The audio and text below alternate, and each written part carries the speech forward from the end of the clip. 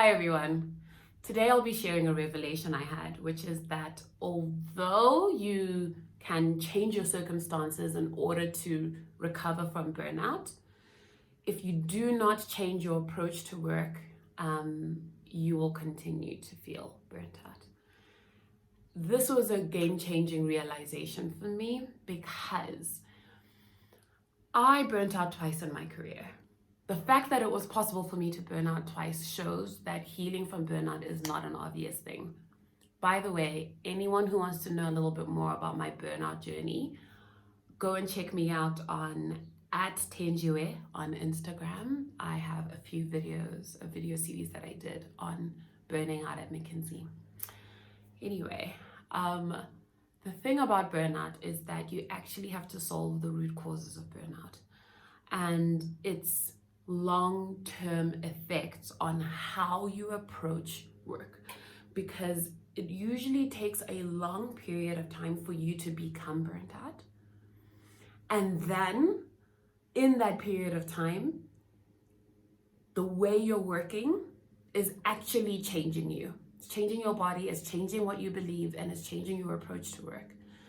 And if you then change your circumstances, you change your job, you take a break,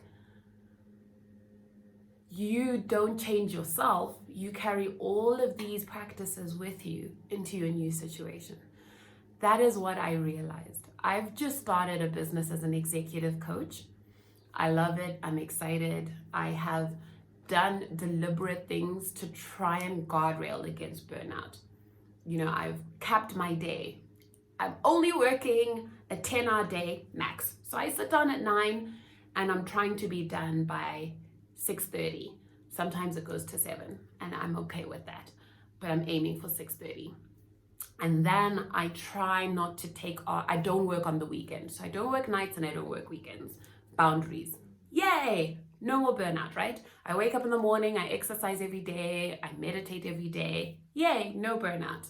Not at all true. I've just come back from the chiropractor, I've spent 2 weeks with him, really trying to work on some neck spasms that I developed.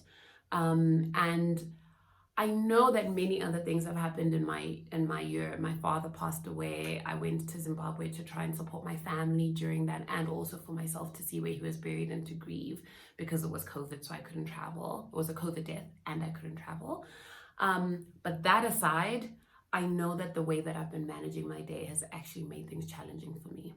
So let me share what I am growing to understand about how you actually need to support yourself if you want to change your life sustainably after burning out. One, you have to actually treat the causes of burnout. And the causes of burnout are really fourfold. I cover the psychological factors in my series, so go and check that out if you want to learn more.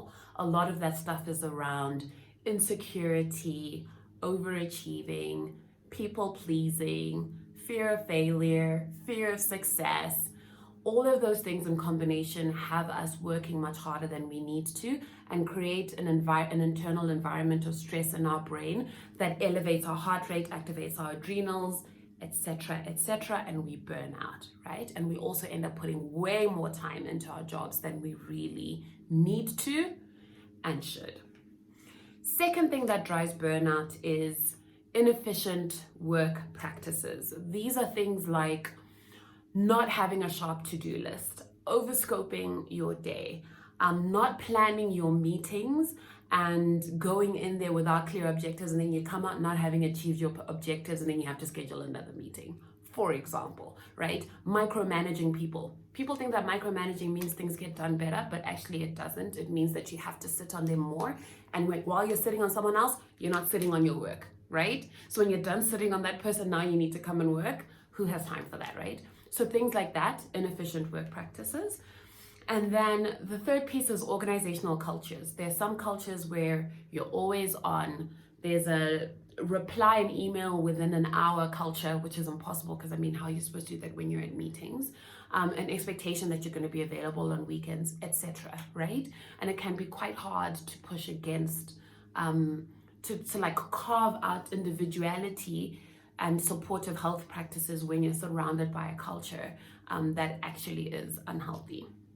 And then lastly is structural factors. So if things like you travel a lot as a management consultant, like I would fly out on a Sunday, come back to work, fly back into town on a Thursday evening or a Friday. I only have 2 days of downtime. Travel is exhausting. Some of this is domestic, some of it is international travel. Sometimes I'm driving out to a mine in the middle of the week overnight. It was crazy. And if you're in sales and you're doing contact visits, right, all day, you're visiting clients, and then the only time you have to work is at night, right? That can cause burnout.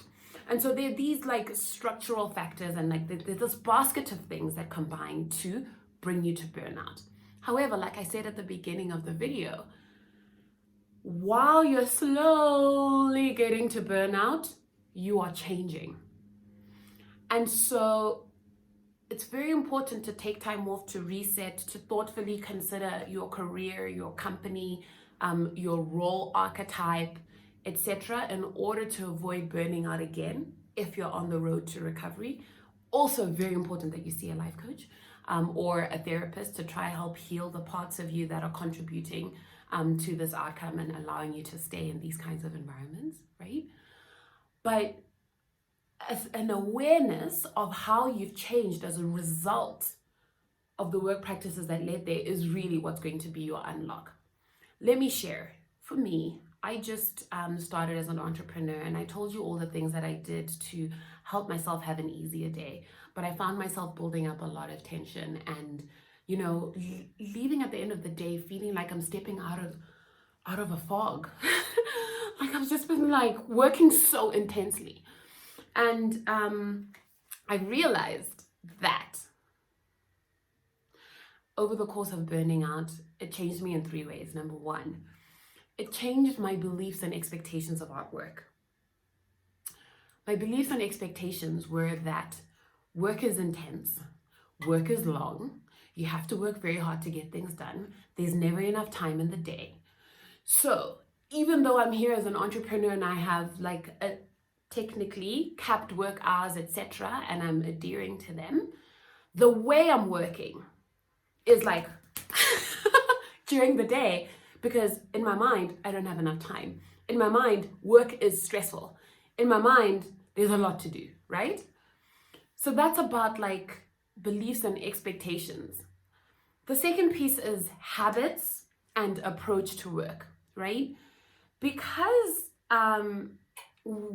the stress environment that brought me to burnout was kind of wrapped up in this sense that I have to do everything for everyone first before I do things for myself, right? That was part of my own pathology, right? That caused my burnout. It's different for every person. It meant that I would prioritize my day according to what other people needed versus according to what I needed to get done. And so as an entrepreneur, if I have a client and they're like, oh, can I speak to you quickly? I'm just letting things fly into my diary instead of carving out work time so that I can get the work things I need done according to the deadlines I know I have first, right? Before I go and give other people my time. So that's number 2, work habits and my approach to work. The last piece is maybe the biggest thing. It changes your body and your nervous system. I realized that my body, my work body, yes, I just made it up. My work body is a stressed body. When the word work comes up, my body tenses up because since I was 20, how old was I? 23, 24, and I started out in investment banking at JP Morgan, sitting in the M&A team, working from like 8:30 a.m. until 4 a.m. Yes, that means I was sleeping maybe 2 hours or 3 hours a night. It was crazy. From then all the way up to most recently at McKinsey, my body has been like, get ready for work, right? So there's a warrior spirit in my body when I think about work.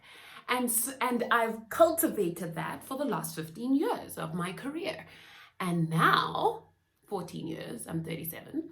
And now I'm here as an entrepreneur in my dream job, but my work body is a war work body. So my work body that shows up for my dream chilled entrepreneurial job is tense, right? That is accompanied by a nervous system that has geared itself up for performance under harsh conditions. I'm eating at my desk, I'm not taking breaks, I'm flying across the world, I am in intense meetings, managing difficult emotions from clients and from partners and leaders and from my team members that I'm managing. Work was stress. And so my nervous system, when I was like, hi, nervous system, good morning, it's 8 a.m. I'm so excited for work, let's go work. My whole body, my nervous system was like, whoo, let's get ready. And now what I've realized I need to do, and what I'm starting to practice, is calming down my body. I actually have to rewire my whole body to approach work differently. Work is fun, work is easy, I have enough time, I enjoy my work, I don't have difficult conversations I can't handle. When I'm tired, I can take a break. If I need a day off, I can take one. The study, the engagement, the deal won't fall apart without me, etc., etc. So what I've actually had to do is create a list of mantras and like beliefs and start coming to myself and saying, okay, Tenj, let us believe something different about our lives. And then affirming that at the beginning of each day so that I can step into the day geared up for peace, calm, and productive delivery versus angst, stress, and intensity in my work body. So to recap, in order to recover from burnout, you can't just change your situation and you can't just change the superficial things around the timings of your day. All of those things absolutely help, but you actually fundamentally have to change who you are and how you approach work, which is your mindsets and beliefs about what is work and your expectations around what is possible, your daily work habits and your approach to work, and lastly, your work body and your nervous system. I hope this helps you. I will have a few more videos to deep dive each of those things and some of the strategies that I'm employing to help myself to really change the way that I approach work. I hope this blesses you.